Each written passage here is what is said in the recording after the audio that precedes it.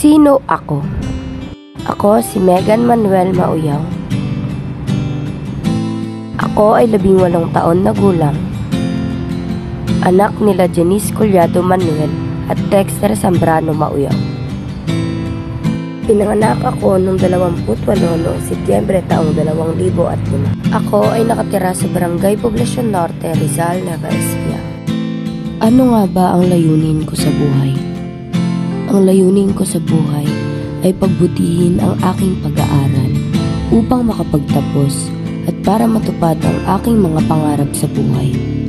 Gusto ko rin na suklian ng aking mga magulang sa lahat ng kanilang sakripisyong ginawa. Gusto kong ibigay yung buhay na gusto nila.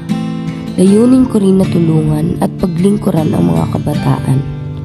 Alam ko na hindi ako perpekto na leader dito sa aming barangay at eskwelahan, pero hanggat kaya kong maglingkod para sa kanila ay gagawin ko ang nararapat.